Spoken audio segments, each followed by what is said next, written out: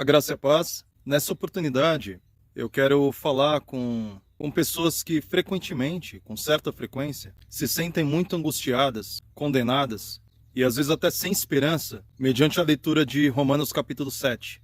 Os escritos de Paulo, segundo o próprio apóstolo Pedro mencionou, são frequentemente mal interpretados. E Romanos 7 é um desses capítulos muito mal interpretados.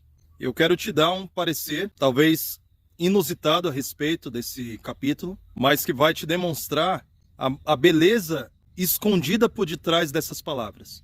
Isso pode trazer um novo entendimento para você, demonstrando que, ao invés de condenação, Romanos 7 é um passo decisivo e muito importante na caminhada cristã, e se trata de uma experiência e uma perspectiva que vai perseguir um homem, uma mulher de Deus, ao longo de toda a sua história. Romanos 7 não será superado por Romanos capítulo 8. Eu gostaria que você olhasse Romanos 7 agora a partir de outra perspectiva. O homem de Romanos 7 é um homem lúcido.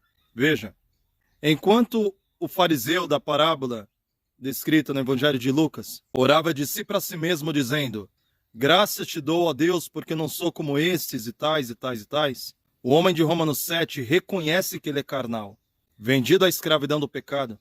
O homem de Romanos 7 reconhece que enquanto a lei é santa, ele é carnal, ele é carente de misericórdia e graça. O homem de Romanos 7 se parece mais com o publicano do que com o fariseu. Essa é a boa notícia. Enquanto Laodiceia enxerga a si mesma como rica, abastada e de nada precisa, o homem de Romanos 7 reconhece a sua miséria. O homem de Romanos 7 é uma pessoa que atingiu uma percepção profunda da sua própria pecaminosidade. O homem de Romanos 7 está blindado contra qualquer espécie de perfeccionismo. O homem de Romanos 7 tem uma visão teológica mais aprofundada. Nicodemos se surpreendeu quando Jesus disse que ele precisava nascer de novo.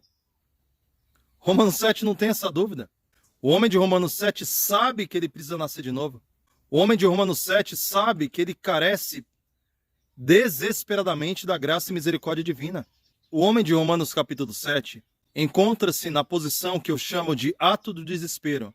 O homem de Romanos 7 se parece com Pedro se afogando, dizendo: Senhor, salva-me. O homem de Romanos 7 parece com Jacó agarrando o anjo, dizendo: não te deixarei se não me abençoares. O homem de Romanos 7 se parece com aquela mulher prestes a ser livrada das mãos dos seus acusadores, confiando tão somente em Cristo. O homem de Romanos 7 parece aqueles homens que estavam sendo mordidos por serpentes abrasadoras no deserto e olharam para a serpente de bronze e foram salvos. O homem de Romanos 7 encontra-se na condição daquele que está prestes a ser coparticipante da natureza divina. Eis a razão pela qual Romanos capítulo 7 precede o capítulo 8.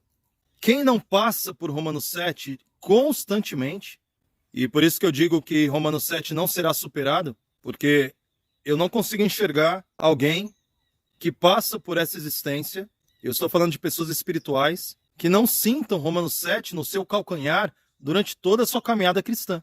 O homem de Romanos 8, ele ainda tem o homem de Romanos 7, que é a lucidez da sua própria miséria, que é a lucidez da sua própria insuficiência, que é o discernimento da sua pecaminosidade. Não se sinta, portanto, sem esperança, caso você perceba essa pulsão do homem de Romanos 7 latente no teu coração.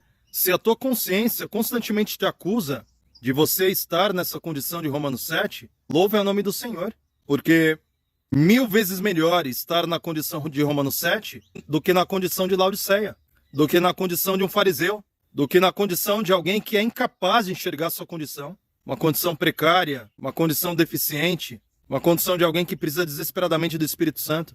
Eu diria que, ironicamente, o homem de Romanos 7 descrito há 2000 anos atrás está muito mais avançado espiritualmente do que Laodiceia nos últimos dias. O homem de Romanos 7 é Nicodemos quebrantado. O homem de Romanos 7 é Pedro dizendo: a quem iremos, Senhor? Porque tu tens as palavras da vida. O homem de Romanos 7 é alguém que não confia mais em si mesmo.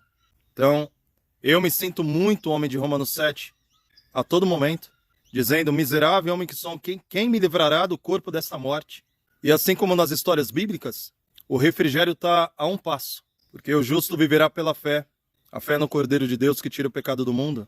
Esse senso de pecado, esse senso de injustiça, essa falta de justiça própria é uma bênção para você e para mim. E nesse ato de desespero, nesse rompante de angústia, o que nós precisamos é justamente olhar para Cristo, esquecendo de nós mesmos e avançando para Romanos 8, quando diz que já não há mais condenação para os que estão em Cristo Jesus. Mas não se engane, esse sentimento de Romanos 7 vai perseguir você ao longo de toda a tua história. Mas o Senhor Jesus também tem conduzido o seu povo. Bondade e misericórdia me seguirão todos os dias da minha vida. Que esse salmo seja a verdade presente para você. E a própria angústia de Jacó é uma declaração inequívoca de que mesmo seres humanos selados pelo Espírito Santo, que passarão pela grande tribulação, que estarão sem um intercessor diante de um Deus santo, mesmo estes sentirão Romanos capítulo 7 batendo em seus corações e terão angústia de procurarem em si mesmos algum pecado que não tenha sido confessado, porque, em outras palavras, ainda sentirão, correndo em suas veias, as angústias de uma natureza caída e a deficiência da sua própria pecaminosidade. Ou seja, eu entendo que Romanos 7 é um aguilhão que será finalmente rompido mediante a glorificação em Cristo Jesus. De modo que, muito embora eu seja um propagador da verdade presente, que inclui justiça de Cristo e vitória sobre as nossas próprias mazelas, eu entendo que esse clamor do coração, que essa consciência muitas vezes atormentada pelas nossas fraquezas, ela perdurará, mas o justo viverá pela fé.